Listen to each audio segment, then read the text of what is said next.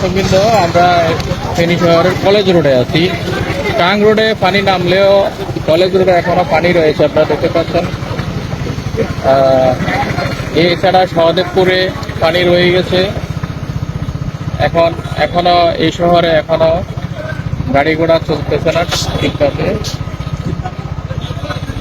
ত্রাণ বিতরণ করতে বিভিন্ন স্বেচ্ছাসেবী সংগঠন। আজকে সকাল থেকে পানিগুলা নেমেছে, গতকালকে রাত থেকে পানি নেমেছে। ফেনী সরকারি কলেজের দিকে একটু আমরা দেখাই। ফেনী সরকারি কলেজ এখনো পানি বন্দি আছে। পাইলট হাই স্কুল, ফেনী সরকারি পাইলট হাই স্কুল এবং ফেনী সরকারি কলেজের যে চিত্র, এটা আপনারা দেখতে পেলেন। এখনো মানুষ পানিবন্দি বিভিন্ন স্থানে, যেখানে নিচু এলাকা পানিবন্দি হয়ে আছে।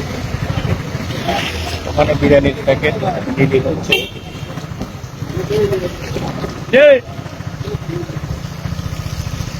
দেখতে পাচ্ছেন একটা রিক্সার মধ্যে একজন নারী চাউল আনতেছে, সম্ভবত এগুলা ত্রাণ সামগ্রী হতে পারে। কলেজ রোডে ফেনী সিটি গার্ডেনের সামনে দেখতে পাচ্ছেন এখনো প্রায় 1 ফুট পানি।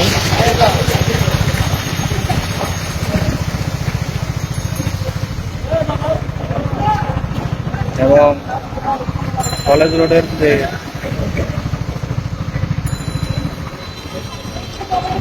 পশ্চিম পাশ রয়েছে, পশ্চিম পাশেও কিন্তু এখানে পানি আমরা লক্ষ্য করেছি। আমরা গুদাম কোয়ার্টার যাচ্ছি, পরিস্থিতি আমরা পর্যবেক্ষণ করার জন্য। স্টেশন রোড, স্টেশন রোডের চিত্র। এখানে এখনো ওদিকে দাও।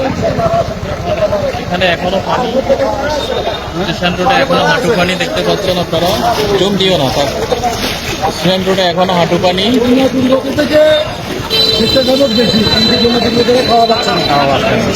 ওনার দিকে একটু ধরো, উনি কি বলতে চাচ্ছে?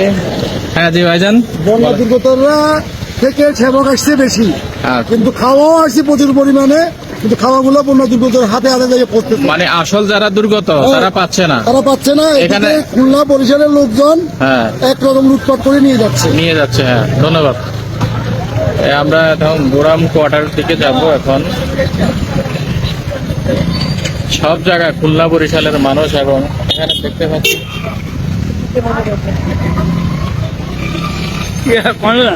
এই লোকটাকে ভিডিও করলাম আমরা। এই লোকটাকে এখন ছেড়ে দেবো ইন্টারনেটে।